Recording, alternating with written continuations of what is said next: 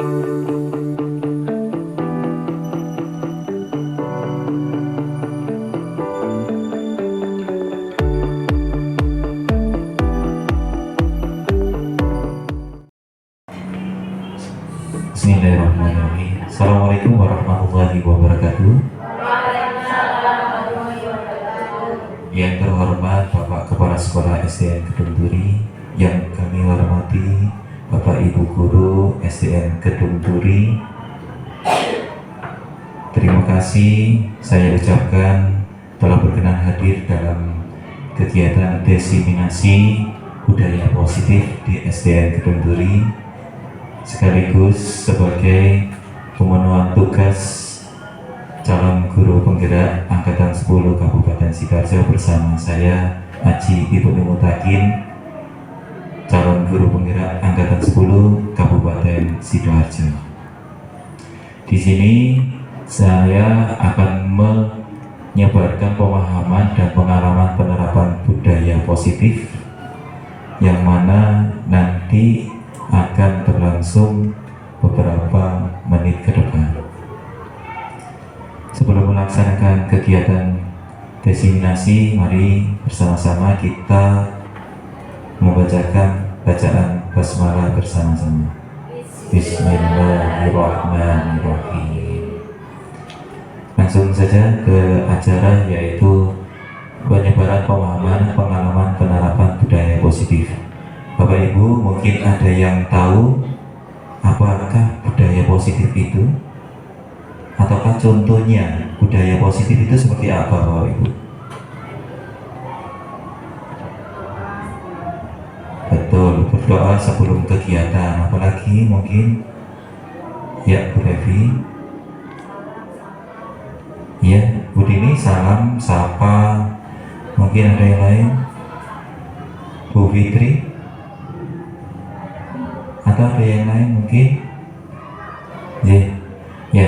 Ya budaya positif itu kan dimana sesuatu yang ada dalam diri kita, motivasi yang muncul yang ada dalam diri kita. Motivasi yang muncul dalam diri kita itu adalah motivasi intrinsik, yang mana kita tahu nilai-nilai budaya yang harus kita pahami, nilai-nilai budaya yang mana harus kita taati dengan tanggung jawab. Itu adalah budaya positif.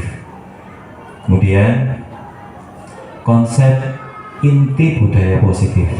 Apa saja konsep inti budaya positif? Yang pertama yaitu perubahan paradigma belajar, disiplin positif, teori motivasi perilaku manusia, keyakinan kelas, hukuman dan penghargaan, budaya dasar manusia, posisi kontrol guru, dan yang terakhir adalah segitiga restitusi. Itu adalah inti budaya positif. Langsung ke pertama, yaitu pembelajaran dengan paradigma baru. Dirancang berdasarkan prinsip pembelajaran berdiferensiasi, sehingga setiap siswa belajar sesuai dengan kebutuhan dan tahapan perkembangan. Di sini Bapak Ibu tahu bahwasanya atau kenal ini pembelajaran itu berpusat pada guru apa berpusat pada siswa? Siswa. Ada yang tahu apa itu perbedaan berpusat pada guru sama berpusat pada siswa? Mungkin ada yang bisa menjawab? Ya Bu Fitri. Siswanya yang lebih aktif interaktif, sedangkan kalau berpusat pada guru, siswanya yang cenderung pasif dan gurunya yang cenderung aktif. Tepat sekali. Jadi kalau berpusat pada guru berarti gurunya yang aktif dalam pembelajaran, tetapi kalau berpusat pada siswa maka siswanya lebih aktif dalam proses belajar mengajar. Guru hanya sebagai fasilitator, bukan sebagai sumber utama belajar. Karena sekarang zamannya sudah pakai internet, jadi tidak semuanya guru itu adalah pusat dari pembelajaran. Guru itu adalah sumbernya belajar, tidak seperti yang dulu. Maka dari itu ada perubahan paradigma baru, yaitu dengan adanya berdiferensiasi, yang mana siswa itu akan diberi pembelajaran sesuai dengan kebutuhan siswa, kebutuhan kemampuan siswa, karena setiap siswa mempunyai kemampuan yang berbeda-beda. Itu namanya pembelajaran pembelajaran berdiferensiasi, sesuai dengan profil pelajar Pancasila. Profil pelajar Pancasila, ada yang sudah hafal Bapak Ibu? Hafal ya? Atau pakai lagu ya? Iya, ayo pakai lagu. Ada yang bisa memimpin di sini? Bapak Ibu guru yang bisa memimpin. Nah, jangan menunjukkan temannya. Mungkin bisa Bapak Ibu yang bisa. Oke. Sama-sama ya. Oke, sama-sama kali itu. Mulai 1, 2, 3.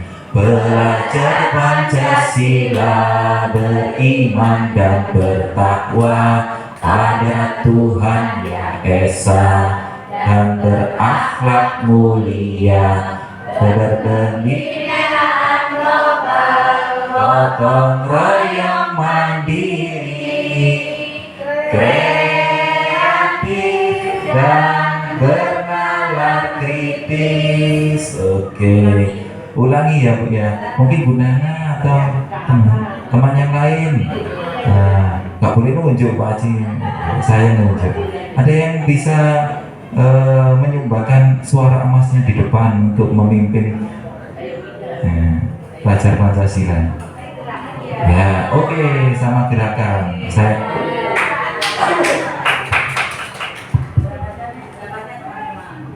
Gerakannya teman-teman ya, sama-sama berdiri semua biar semangat.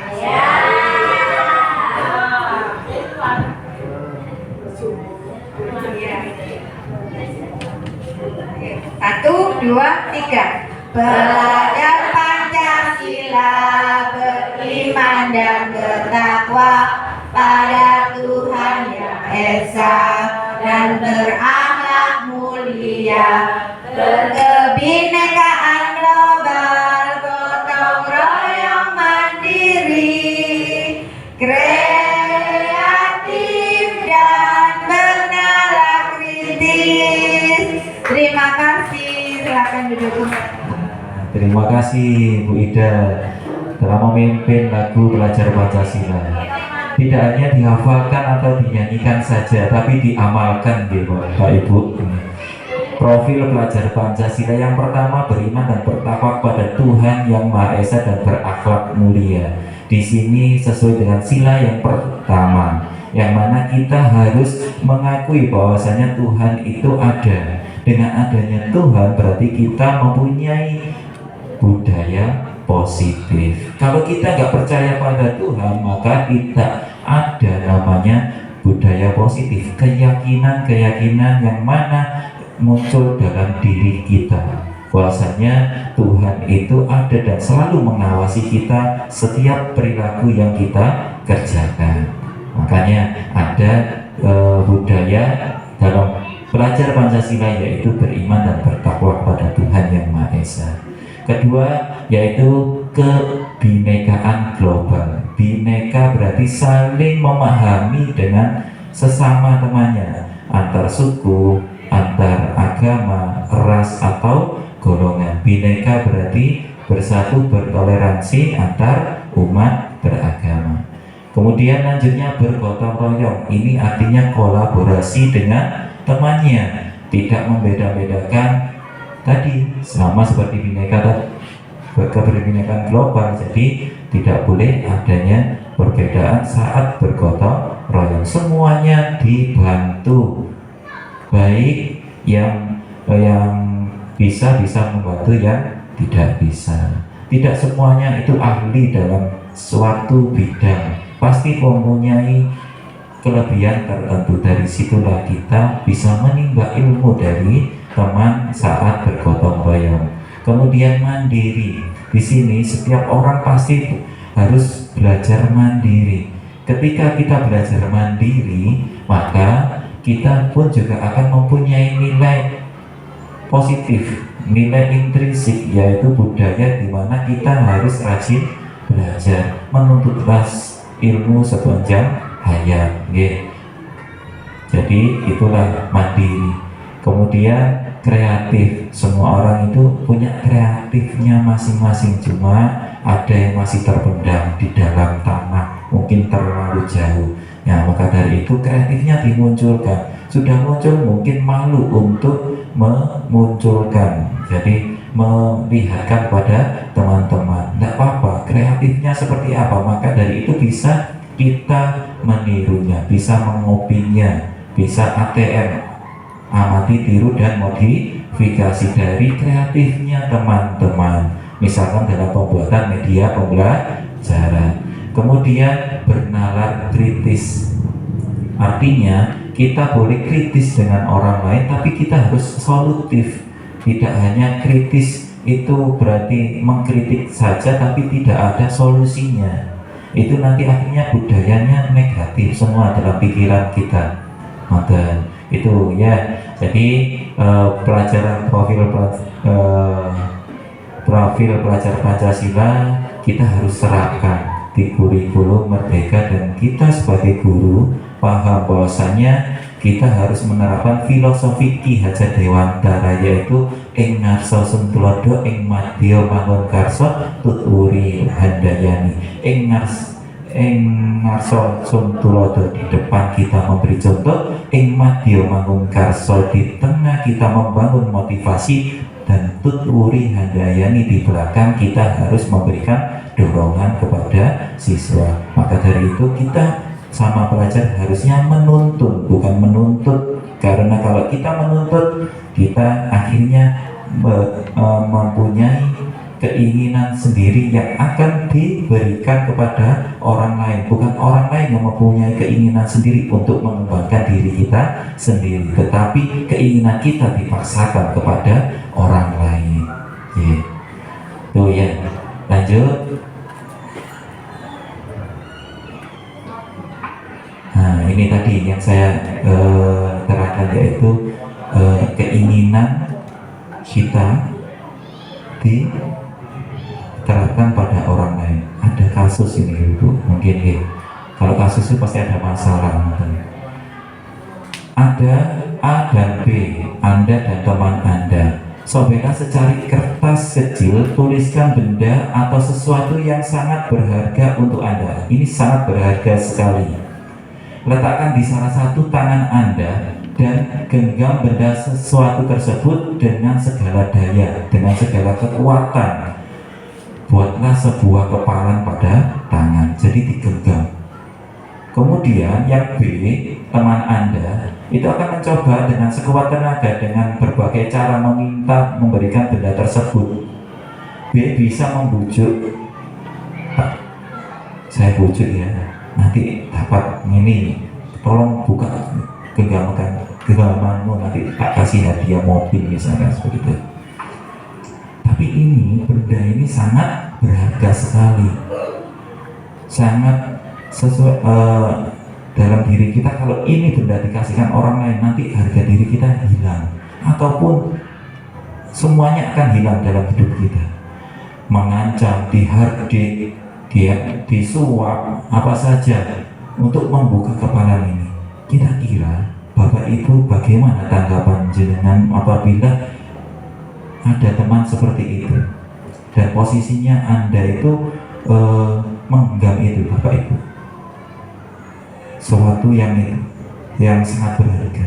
Apakah ini nanti akan kulepas begitu saja, atau saya tahan untuk diri kita sendiri? Pasti ada kebatinan yang mana kita harus mempertahankan dengan sekuat tenaga. Itulah perubahan paradigma kegiatan kepala tangan ini. Jadi kita harus mempertahankan, kita harus waktu dibujuk bakalan bisa, udah jadi milik saya sendiri, dan ini jadi cita-cita saya sendiri. Itulah makanya dari itu kita tidak boleh memaksakan kepada orang lain. Nah, sesuai dengan contoh tadi, ini ada miskonsepsi tentang teori kontrol. Miskonsepsi itu berarti adanya kesalahan persepsi atau definisi yang telah kita terapkan atau kita lakukan dalam kehidupan sehari-hari. Yang pertama, ilusi guru mengontrol murid. Ilusi, Ibu, kalau panjenengan mengontrol murid itu. Kenapa? Karena kita sebagai guru itu tidak bisa mengontrol murid. Mungkin sekarang bisa, ayo semuanya baris rapi, semuanya baris rapi. Ayo kerjakan pekerjaan ini. Mungkin sekarang bisa. Tetapi ketika panjenengan tidak ada, ini kontak batin seorang siswa akan males-malesan. Terus siapa yang berarti yang mengontrol murid itu? Ya muridnya sendiri. Bagaimana cara memunculkan kontrol murid itu tadi? Siswanya itu mempunyai inisiatif tersendiri dalam dirinya sendiri. Bukan kita yang memberikan kontrolan kepada murid. Ini ilusi, Bu. Karena apa? Nanti suatu saat kita tidak ada di tempat tersebut, murid akan tidak melakukan apa yang kita perintah. Contoh, misalkan kita datang pagi, pernah ya kemarin Bu, datang pagi karena bapak WA, saya akan datang pagi, semuanya datang pagi. Siapa yang kontrol berarti? Bapaknya. Coba kalau gak ada bapak, gak bakalan nanti bapak KS datang pagi, kita pasti datangnya ya udah sesuai dengan jamnya. Karena kita yang mengontrol diri, kita punya persepsi bahwasanya kita nggak akan telat kalau di bawah jam 7. Tapi karena bapak pun datangnya jam 6, semua berbondong-bondong untuk datang lebih Kalau misalkan tidak ada bapak, apakah bisa kita datang lebih awal? Itulah kontrol diri, sama dengan murid. Sama, Terus ilusi bahwa semua penguatan positif, efektif dan bermanfaat. Penguatan positif yang tadi yang sudah saya sampaikan seperti disiplin tentang waktu, disiplin tentang untuk mengerjakan tugas, itu ilusi. Kalau kita hanya memberikan suatu hukuman atau suatu imbalan, ada namanya hukuman sama imbalan. Kalau yang jelek berarti dikasih hukuman, kalau yang baik berarti kasih imbalan.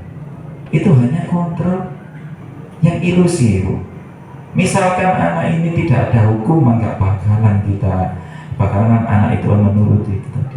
Atau tidak ada imbalan, yang maju nanti akan mendapatkan uang 5.000 misalkan gitu. Sulit untuk anak maju di sini. Tapi bagaimana caranya untuk penguatan positif, efektif dan bermanfaat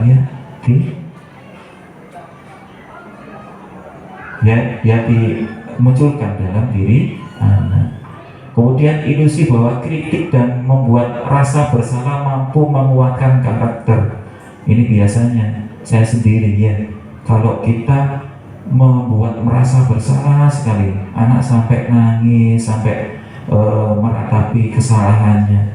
Ini ilusi, Bu. Tetapi kalau sudah membuat mereka merasa bersalah, kemudian dia mengulangi lagi, itu berarti kan mereka tidak bisa kita kembalikan, tidak bisa kita kontrol, karena tidak muncul dalam diri murid sendiri. Yang terakhir, ilusi bahwa orang dewasa berhak memaksa. Orang dewasa itu mempunyai pemikiran yang sendiri-sendiri. Kayak saya ini kalau mengajarkan matematika harus hafal perkalian, harus hafal pembagian, ataupun IPA harus hafal ini semuanya. Itu karena orang dewasa sudah hafal.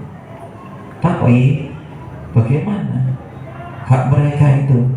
Ya kita tuntun, yaitu dengan pembelajaran diferensiasi. Si anak bisa hafal sampai 10, tapi si anak ini bisa hafal sampai 1. Ataupun juga seperti IPA, kita bisa untuk anak itu hafal sampai 8 planet, tapi hanya ada anak lain bisa hafal 1 planet.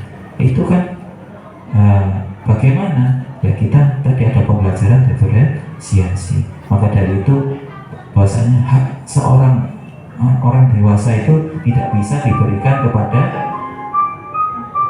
anak. Gitu. Sebentar jeda. Seluruh pembelajaran hari ini telah selesai. Sampai jumpa besok pagi dengan semangat baru. Hati-hati di perjalanan, semoga selamat sampai rumah. Our Australia learning has been complete. See you tomorrow morning with new spirit. Be careful on your journey. Hopefully you get home safely.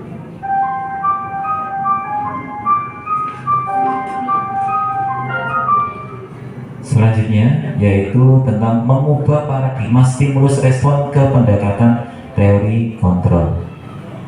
Stimulus respon itu kan harus dirubah menjadi teori kontrol. Coba kita mencoba mengubah orang agar berpandangan sama dengan kita.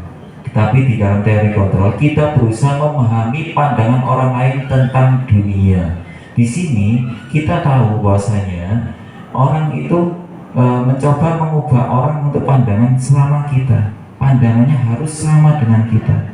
Itu dalam stimulus respon. Tapi di kontrol kita itu harus berusaha memahami pandangan orang lain tentang dunia. Kita harus mengeksplorkan siswa itu tentang dunia ini. Bukan kita yang harus menuntut anak terhadap apa pandangan yang sama dengan kita. Bahwasanya dengan cara ini kayak matematika lagi gitu ya.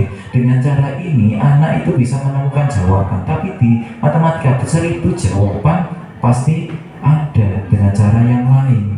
Bisa cara cepat atau apapun, yang penting hasilnya sama. Disitulah memahami pandangan orang lain tentang dunia. Mantap. Lanjutnya, perilaku buruk dilihat sebagai suatu kesalahan. Tetapi di teori kontrol semua perilaku memiliki tujuan. Contoh, perilaku buruk datang terlambat. Mungkin si anak itu hari ini datang terlambat karena apa? Di rumah ada kegiatan, atau di rumah dia sakit perut, ataupun karena di jalan dia menolong seorang nenek yang sedang berjalan nyebrang.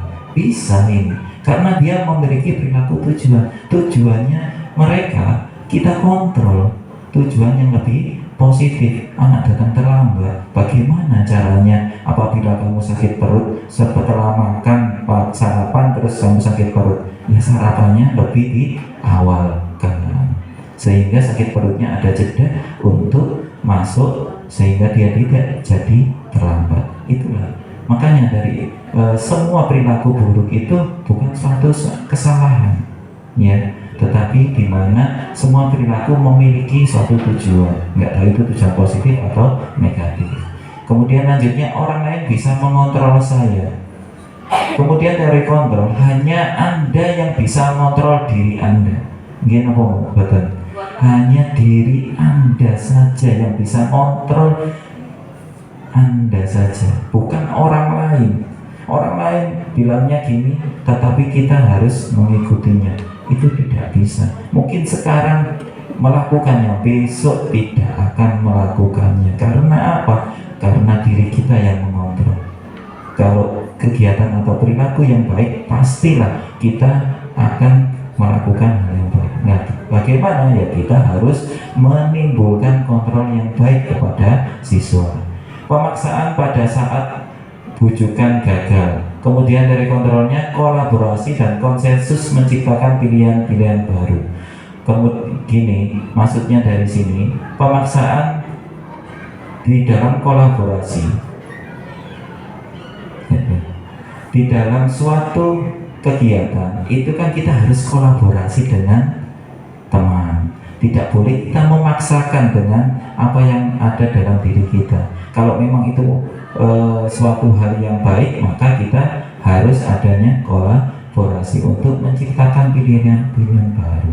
Kemudian yang terakhir, model berpikir menang kalah. Tetapi teori kontrol itu model berpikirnya adalah menang-menang, tidak ada menang kalah. Kalau kita mempunyai teori menang kalah, berarti kita mempunyai sifat yang egois. Hanya orang yang mempunyai pribadi yang tinggi. Kalau kita mempunyai prinsip yaitu menang-menang, Anda menang, saya juga menang. Tapi kalau Anda menang, saya kalah, akhirnya kita akan memutus hubungan silaturahmi dengan teman kita. Kita akan memutus suatu kerjasama dan kolaborasi dengan teman kita. Kalau kita ada namanya menang kalah, maka dari itu kita harus ada menang-menang. Kecuali dalam suatu pertandingan, misalkan basket, gak mungkin ada yang menang-menang. Misalkan sepak bola, gak mungkin ada yang namanya menang-menang, karena di situ skornya tidak boleh sama. Jadi ada suatu saat kita berpikirnya menang-menang, ada suatu saat kita berpikir menang kalah. Tapi lebih ke dalam kehidupan kita harus berpikir menang-menang, jangan berpikir menang kalah, karena akan menimbulkan suatu kontak batin dengan teman yang akan memutuskan hubungan silaturahmi itu ya. Jadi dalam kehidupan kita misalkan berkompetisi, memeriahkan P5, ya disitulah kita menang. Walaupun tidak mendapatkan juara, tapi kita menang. Karena menang untuk mengontrol diri kita, melakukan budaya positif, untuk ikut dalam P5 tadi, ikut menyelenggarakan, memeriahkan P5, itu menang kita. Ya, daripada kita hanya diam diri, tidak ikut dalam penyelenggaraan P5 itu. Jadi kita harus berprinsip menang, tidak boleh kita berprinsip menang kalah. Karena kalau menang kalah berarti kita mempunyai tujuan menjatuhkan teman.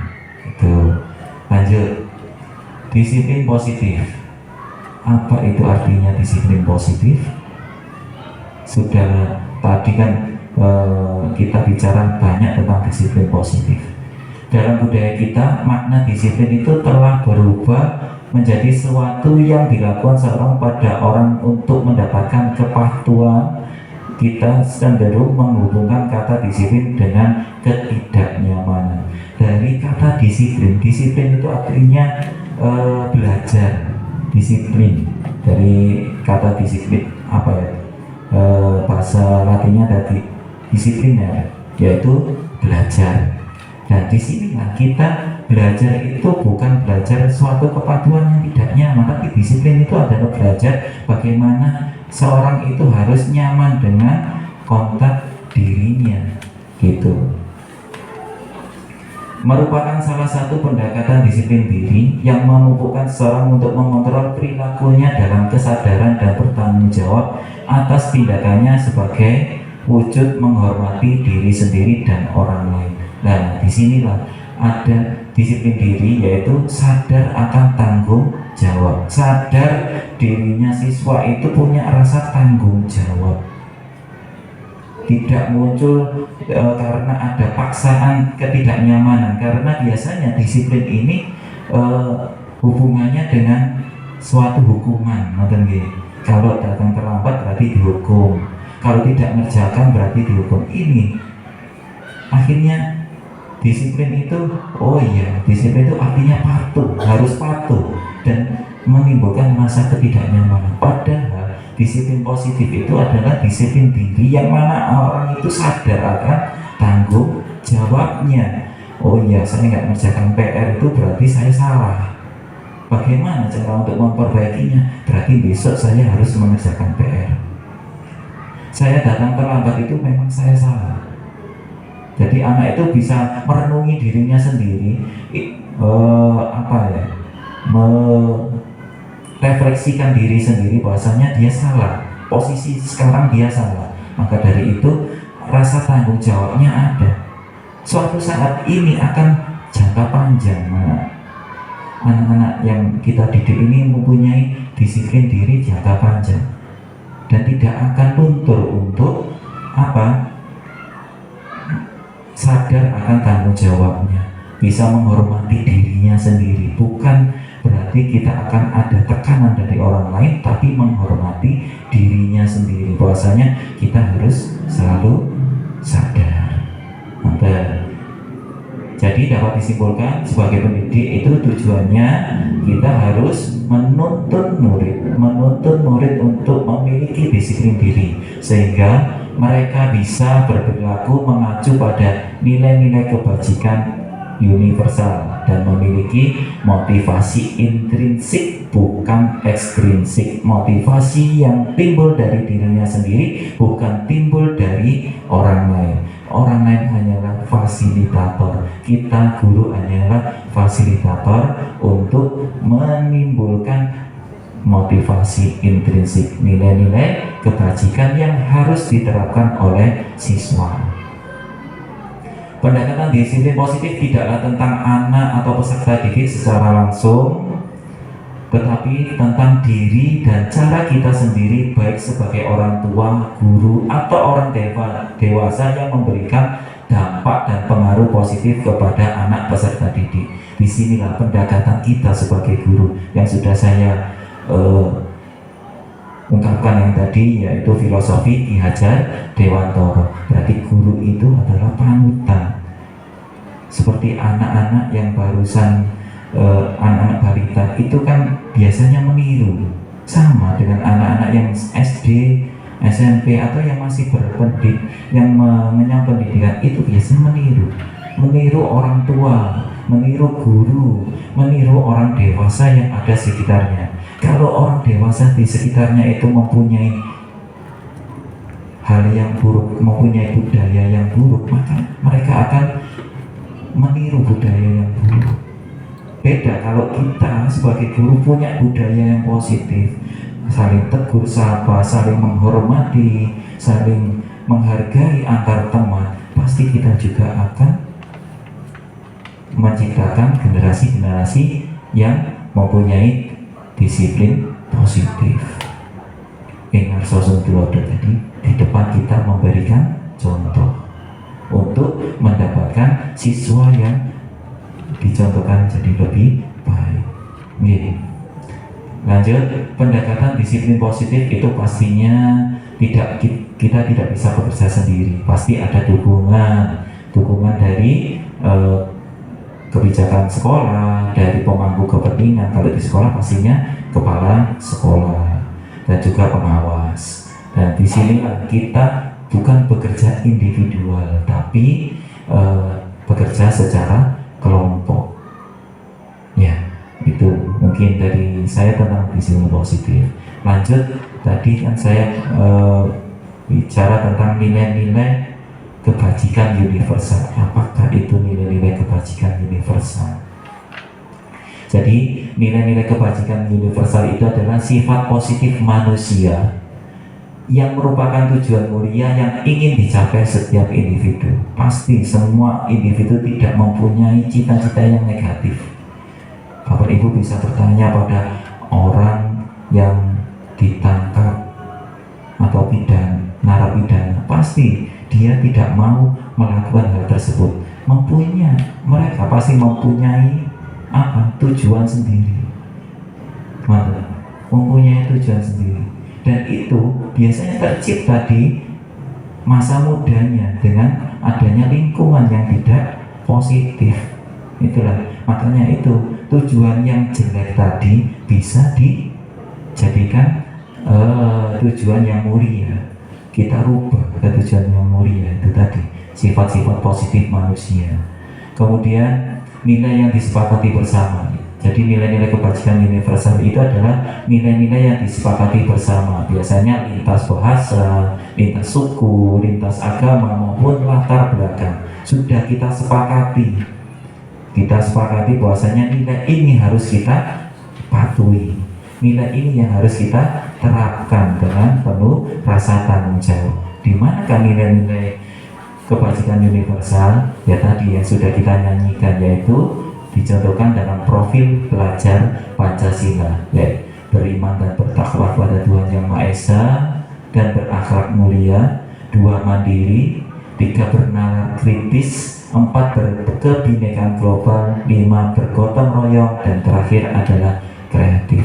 Ini yang ada dalam kurikulum Merdeka yang harus kita laksanakan, harus kita terapkan pada siswa sehingga nilai-nilai kebajikan universal ini bisa tertanam pada diri anak sehingga menjadikan motivasi intrinsik, bukan motivasi ekstrinsik.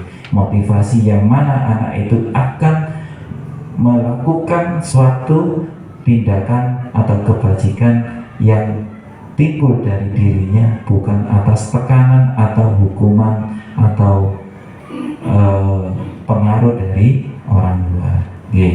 Itu adalah yang dicanangkan profil belajar Pancasila. Motivasi perilaku manusia itu pasti yang saya ungkapkan tadi. Motivasi perilaku manusia ada beberapa yang ada dalam diri kita. Motivasi eksternal sama motivasi internal.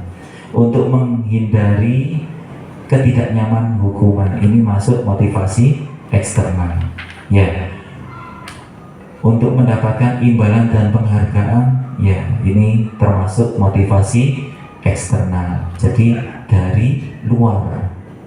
Biasanya kalau anak-anak, wah saya melakukan hal ini berarti saya tidak akan mendapatkan hukuman, maka dia akan disiplin.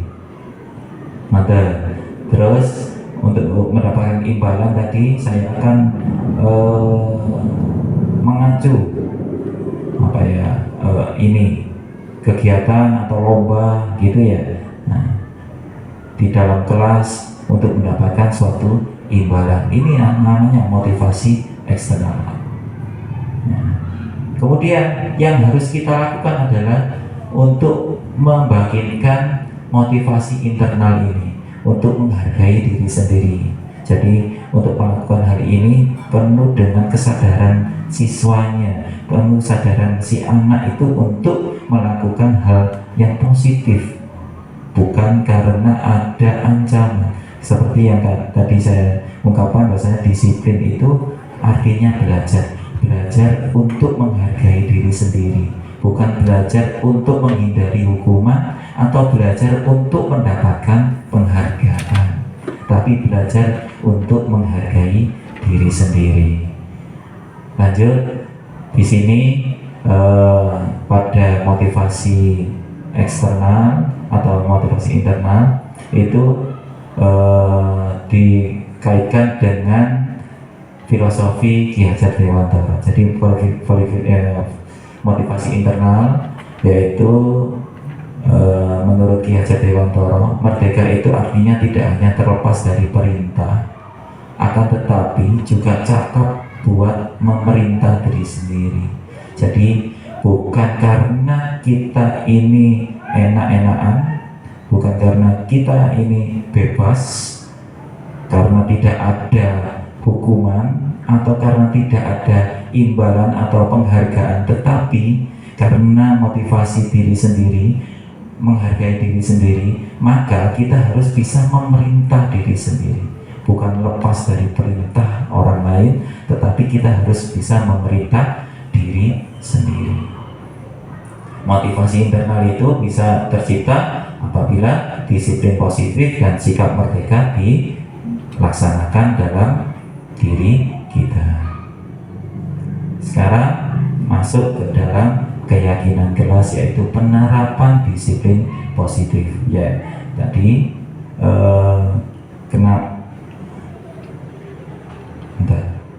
Bapak Ibu tahu keyakinan kelas? Ada yang tahu mungkin Bapak Ibu keyakinan kelas? Sudah ngantuk gitu? Nah, kalau sudah ngantuk, marilah kita SDN Kedung Turi ya. SDN Kedung Turi, kreatif, inovatif, menyenangkan. SDN Kedung Turi, yes. Alhamdulillah, akhirnya sudah hilang ngantuknya. Maka keyakinan kelas. Ya, disiplin positif tadi dicanangkan sehingga kita bisa menimbulkan motivasi intrinsik, sehingga diwujudkan dalam keyakinan kelas. Bapak Ibu ada yang tahu tentang keyakinan kelas?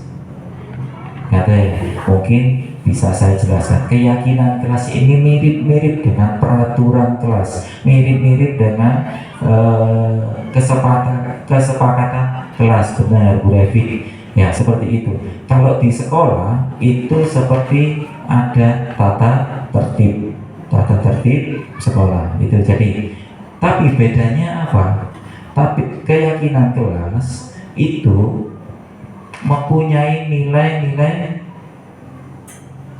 positif dalam diri anak. Jadi keyakinan kelas itu ditimbulkan dari nilai-nilai dan keyakinan anak. Dan jadi itu keyakinan kelas itu siswa akan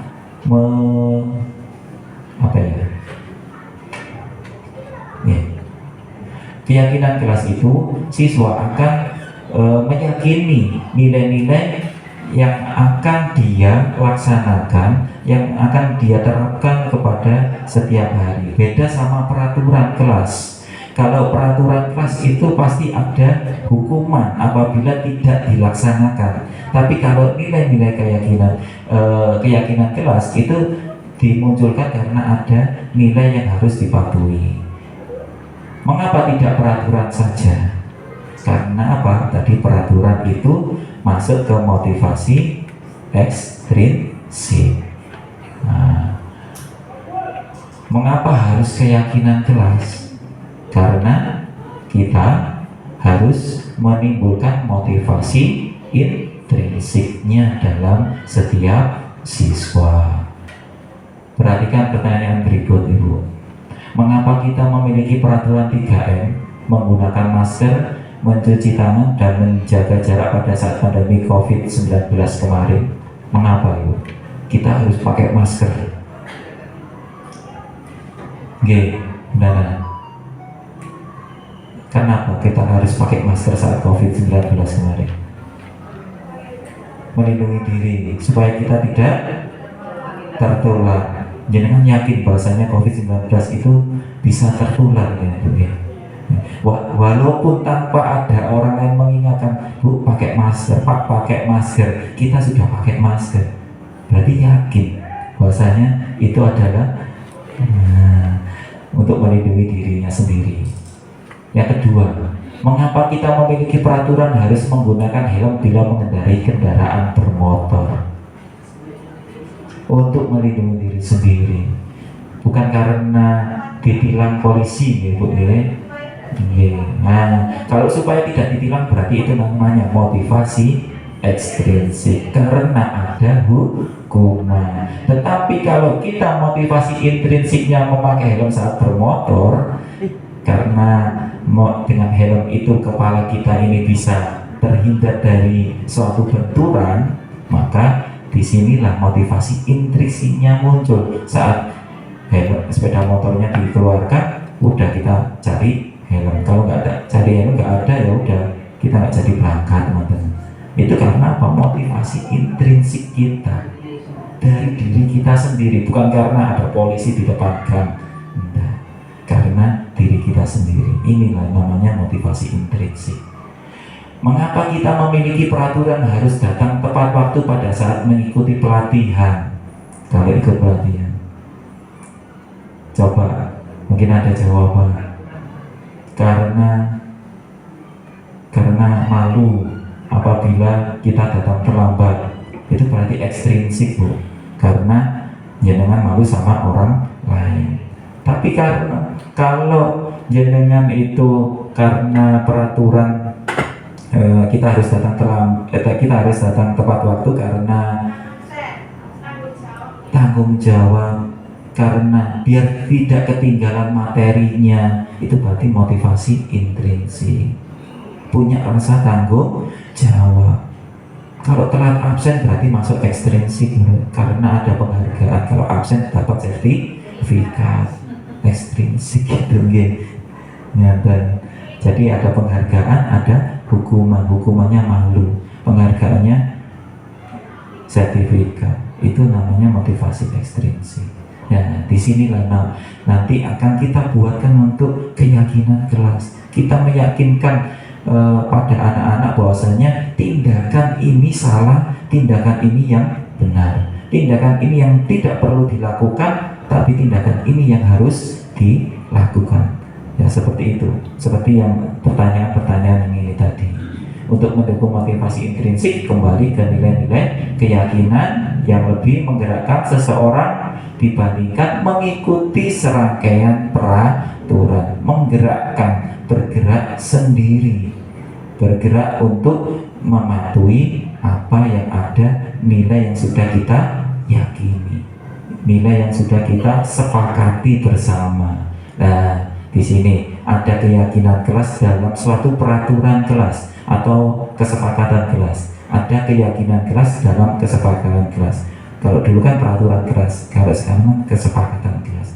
Mungkin yang mana yang bisa jenengan pilih? Yang mana yang sebelah di kanan saya atau sebelah kiri saya yang termasuk keyakinan kelas? Bapak Ibu, sebelah mana Bu? Yang termasuk keyakinan kelas?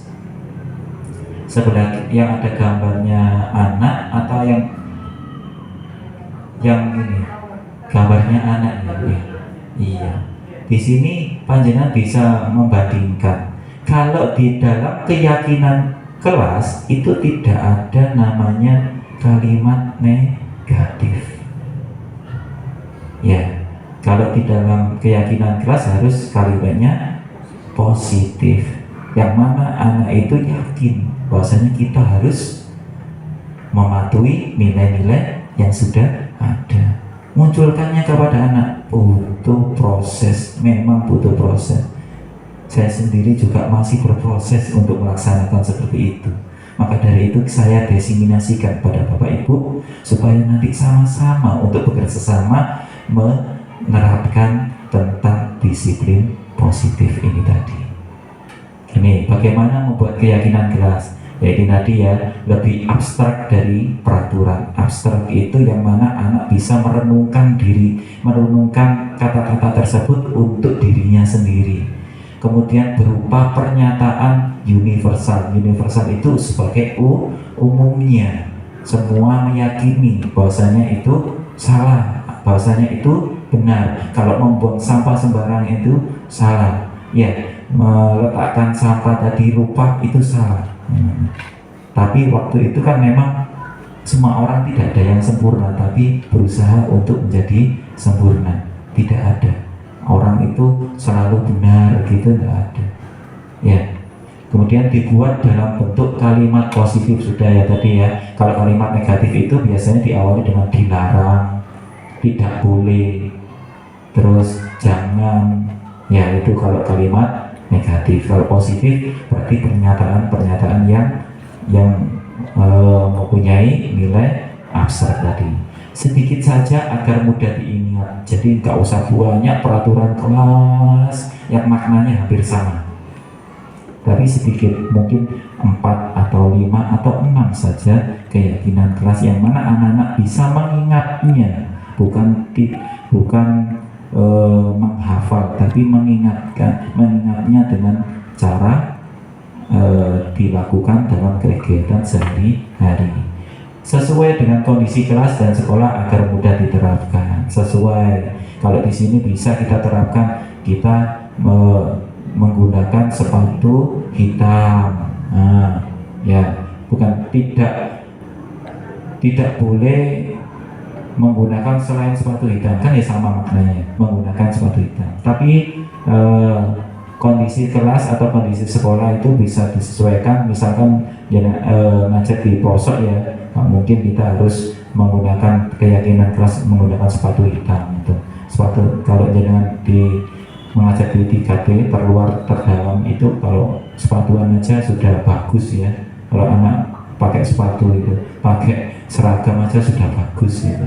Itu enggak, jadi disesuaikan dengan kondisi kelas. Memakai seragam tepat dengan jadwalnya, misalnya seperti itu. Semua warga kelas sekolah dilibatkan saat membuat. Jadi saat membuat keyakinan kelas, semua warga kelasnya dilibatkan. Semua siswanya harus dilibatkan. Bagaimana caranya? Gak mungkin jenengan tanya satu, maka lebih baik jenengan bagikan dengan kertas, secari kertas atau robekan kertas, sehingga siswa itu bisa menuliskan keyakinan apa yang ada dalam diri anak tentang kelas kita. Nanti baru dikumpulkan ke panjenengan sebagai guru, jenengan seleksi. Apabila ada yang sama, maka kita ambil salah satu. Maknanya sama, kita ambil salah satu. Jadi semuanya harus dilibatkan, tidak ada yang terkecuali. Karena apa? Nanti akhirnya timbullah diskriminatif, membedakan antar teman, antar siswa. Monggo ada pertanyaan ini. Tentukan keyakinan dari peraturan berikut. Menurut panjenengan selalu kembalikan buku ke tempatnya, ini termasuk keyakinan ya? Ini keyakinannya apa, Bu? Ada yang tahu? Apakah tanggung jawab, disiplin, kebersihan, kesehatan, atau yang lainnya? Iya, tanggung jawab. Kemudian dilarang mengganggu orang lain. Ini masuk peraturan ya. Ini kira-kira ada keyakinan ya, tetap ya? Tetap ada keyakinan. Keyakinannya apa berarti? Misalkan kita tidak mengganggu orang lain, harusnya dilarangnya dihapus ya. Jadi menghormati apa berarti? Menghormati orang lain. Kemudian lanjut, hadir di sekolah 15 menit sebelum pembelajaran dimulai. Ini masuk keyakinan ya. Apa berarti? Disiplin ya. Berkomitmen menghormati orang lain, berkomitmen. Kenapa kita menghormati orang lain? Kalau hadir 15 menit. Biasanya kalau hadir terlambat itu biar guru sudah menerangkan, nggak konsen, nggak fokus, akhirnya nggak menghormati kan ya. Permisi itu, dengan berarti anak yang telat tadi mengganggu orang lain, mengganggu gurunya, mengganggu siswa yang lain saat belajar. Berkomitmen, komitmennya kita kan 15 menit sebelum masuk, berarti harus datang terlebih awal. Kemudian dilarang melakukan kekerasan, berarti masuk keselamatan, menghormati orang lain. Nah ini harusnya diganti ya. Melakukan, dilarang melakukan kekerasan berarti menghormati, sama ya, sama dengan ini, menghormati orang lain. Dilarang menggunakan narkoba, ini masuk apa ya berarti? Keyakinan apa ini? Ada kesehatan, betul. Kemudian berganti atau menunggu giliran, menghormati orang lain, bersabar, gunakan masker, kesehatan, jangan berlari di kelas atau koridor, sama ya, menghormati orang lain dan keamanan. Juga masuk keselamatan sama keamanan gitu. Kalau di koridor itu yang di atas, mohon maaf, di ruang atas kalau lari-lari kan ya nggak aman nanti kalau jatuh. Nah, di sini contoh kemarin saya menerapkan pada siswa untuk membuat keyakinan kelas. Jadi diskusi mengenai peraturan di mana siswa ini diajak untuk berdiskusi, dibagikan post-it kertas setiap anak. Kemudian mereka menuliskan keyakinan-keyakinan kelasnya yang nanti akan dipatuhi secara bersama itu. Tapi sebelumnya kita harus menerangkan tadi ya, apa itu definisi keyakinan kelas, contohnya bagaimana, manfaatnya apa, dan pengaruhnya apa, itu keyakinan kelasnya itu seperti apa, baru panjenengan membuat keyakinan kelas. Tidak langsung ujuk-ujuk kita membuat keyakinan kelas, karena belum tentu anak-anak sudah membuat keyakinan ya. Bisa-bisa nanti itu suatu hafalan yang telah, peraturan yang telah dianuti sebelumnya. Kemudian setelah mereka menuliskan merumuskan keyakinan ditempelkan bersama, semuanya ditempelkan. Kita hargai semua pendapatnya, tapi kita juga harus menyeleksi. Kita beri pengertian pada anak-anak. Apabila ada makna yang sama, maka diambillah salah satu keyakinan yang bermakna sama tadi, diambil salah satunya saja. Ngoten nggih. Nggak usah banyak-banyak tadi, 6 atau 8. Yang selanjutnya menempelkan keyakinan kelas jadi tanda tangan. Boleh dengan membuat tanda tangan setiap keyakinan, setiap anak untuk menandatangani keyakinan kelas, sehingga mereka sudah berkomitmen untuk mematuhi keyakinan tersebut. Nah, apabila ada anak yang telah melanggar keyakinan kelas, tidak langsung kita memberikan hukuman. Tidak boleh kita memberikan hukuman, tetapi kita terapkan namanya segitiga restitusi. Nanti di segitiga restitusi panjenengan harus validitas keyakinan, validitas identitasnya dulu, kemudian validitas kesalahannya, dan yang terakhir adalah menanyakan keyakinan. Jadi jangan tanya dulu anaknya bagaimana, pasti anak akan berkelit. Kemudian validitas kesalahannya, oh iya, jangan giring ke kesalahan yang dia lakukan, bahwasanya ini salah.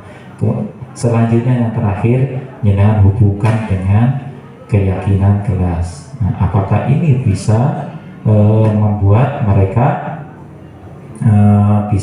mereka sadar bahwasanya kegiatan yang mereka lakukan itu adalah salah, untuk menyadarkan anak-anak bahwasanya lupa dengan keyakinan kelas. Oke. Sampun, itu tadi contohnya itu aja ya, skip ya. Saya memberikan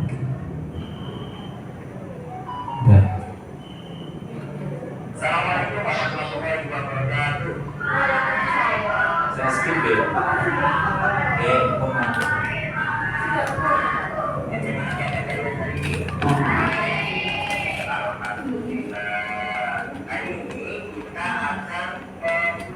Sampun, lanjut.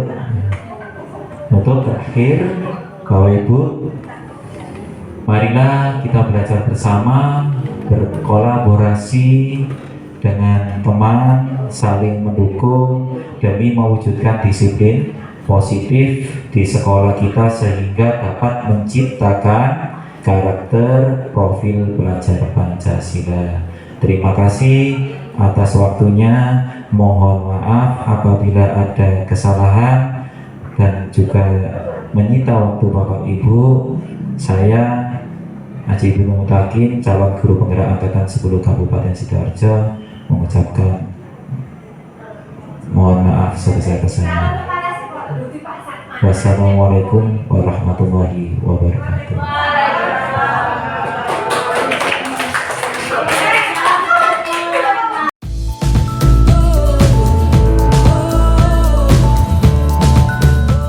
Assalamualaikum warahmatullahi wabarakatuh. Waalaikumsalam warahmatullahi wabarakatuh. Bagaimana kabar kalian hari ini? Baik. Alhamdulillah. Hari ini kita akan membuat keyakinan kelas. Ada yang sudah pernah dengar apa itu keyakinan kelas? Belum. Oke, kali ini Bapak akan jelaskan yang namanya keyakinan kelas.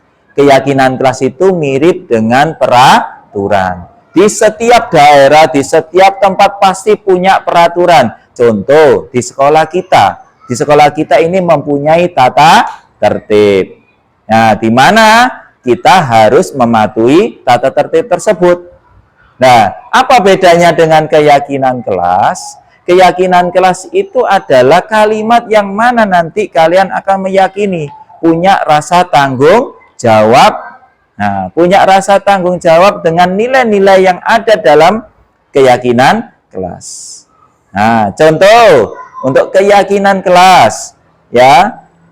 Keyakinan, misalkan Pak Guru dengan Bu Guru yang lain mempunyai keyakinan bahwasanya kita harus saling menghormati, saling menghargai. Harus dipatuhi penuh dengan keyakinan. Ya, walaupun tidak ada gurunya, tidak ada temannya yang dekat, maka kita harus menghormati. Tidak boleh berbicara di belakangnya. Oke, itu. Contoh yang kedua, kalian ketika ulangan atau ketika yang kemarin sumatif akhir tahun, itu kalian tidak dilarang tidak boleh mencontek, dilarang untuk melihat jawaban temannya. Nah, keyakinan apa yang kalian dapatkan? Bahwasanya kita harus jujur. Nah, jujur dalam mengerjakan ulangan. Dilarang mencontek, sama maknanya. Tapi apa perbedaannya? Kalau dilarang mencontek berarti ada kalimat negatif. Dilarang, jangan, tidak boleh. Itu tidak jangan ditulis di keyakinan kelas. Keyakinan kelasnya adalah kalimat yang isinya positif. Jujur dalam mengerjakan ulangan. Belajar sebelum mengerjakan ulangan. Contoh yang lain, kelas kita biar bersih. Bagaimana keyakinan kelas kalian? Nah, keyakinan kelas pasti menggunakan kalimat positif. Contohnya tadi membuang sampah pada tempatnya. Ya, tidak boleh membuang sampah sembarangan. Sama maknanya, tapi kata negatifnya dihilangkan. Jadi apa? Membuang sampah pada tempatnya. Jagalah kebersihan. Itu kalimat positif. Nah, kali ini kalian akan membuat keyakinan kelas kita. Membuat keyakinan kelas, nanti Pak Haji akan membagikan kertas ini. Di kertas ini kalian menulis keyakinan kelas kalian. Satu anak satu keyakinan saja. Nanti setelah kamu menulis satu keyakinan tadi, tempelkan pada papan keyakinan kelas kita. Setelah itu Pak Haji akan menyeleksi yang mana keyakinan sama akan Pak Haji simpan, karena diambil salah satu saja. Kalau sama ya, tapi kalau beda nanti kita tampilkan di situ tadi. Oke, kita sepakati, nanti kita akan mematuhi keyakinan kelas ini selama belajar di dalam kelas. Sekarang Pak Haji akan membagikan kertas satu persatu.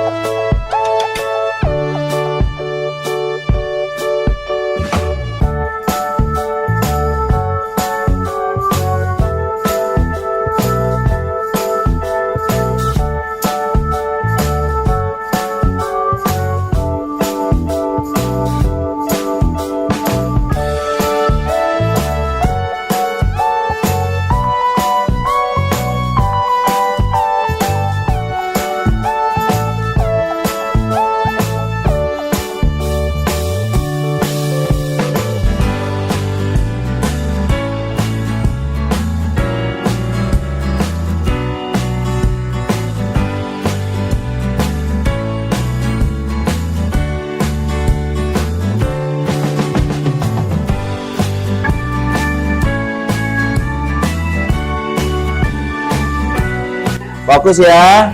Kita seleksi, kalau ada kalimat yang sama berarti Pak Haji ambil jadikan satu saja ya. Seperti jagalah kebersihan kelas agar kelas kita tidak menjadi kotor dan menjadi sarang penyakit. Di sini bawahnya mari jagalah kebersihan kelas, sama kan? Ya, berarti ini tak ambil ya. Melaksanakan piket, di sini juga ada piket. Membantu menghargai sama lain, oke bagus. Jagalah kebersihan kelas, oh sama. Tepat waktu, aktif di kelas. Jujur saat ulangan. Ayo buang sampah ke tempat sampah. Jagalah kebersihan kelas, oke sama. Buanglah sampah, sama.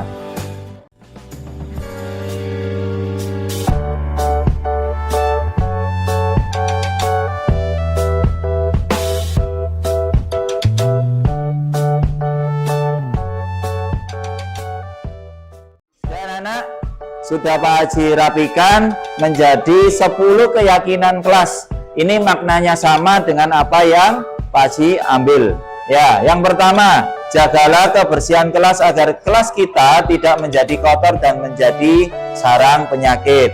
Kedua, menjaga dan meletakkan barang sesuai tempatnya. Kalau sudah dipakai berarti kita harus meletakkannya.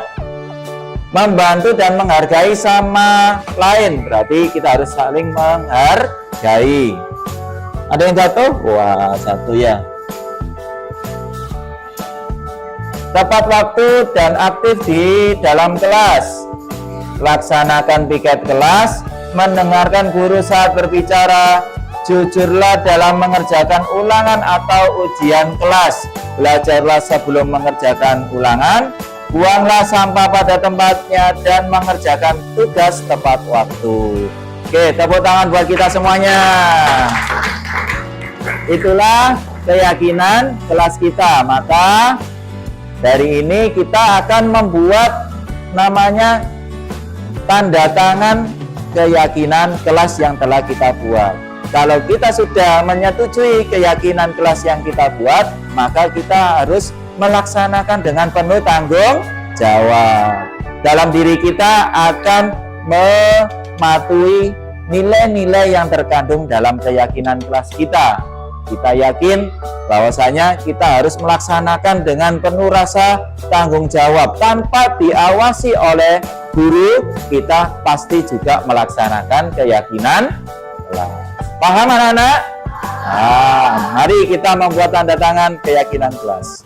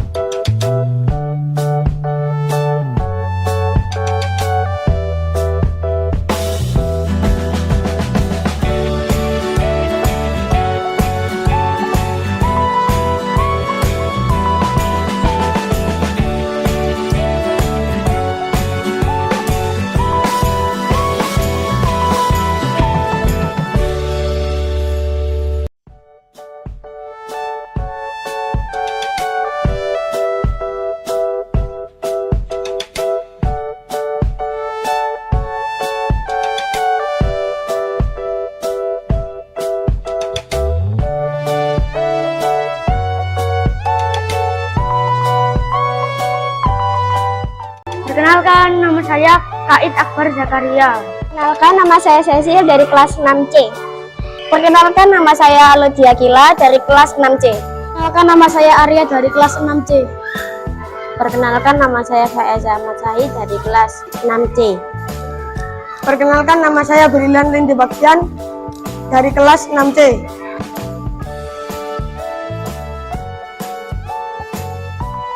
Sangat tegang. Sangat senang. Seru sekali. Senang sekali. Senang sekali. Seru sekali.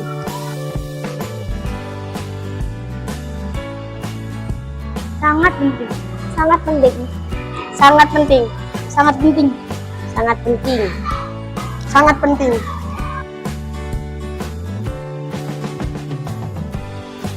Karena membuat kita menjadi lebih baik.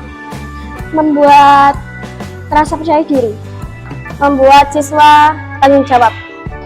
Dapat menumbuhkan rasa percaya diri. Karena dapat membuat rasa tanggung jawab dan disiplin. Karena membuat diri menjadi lebih baik.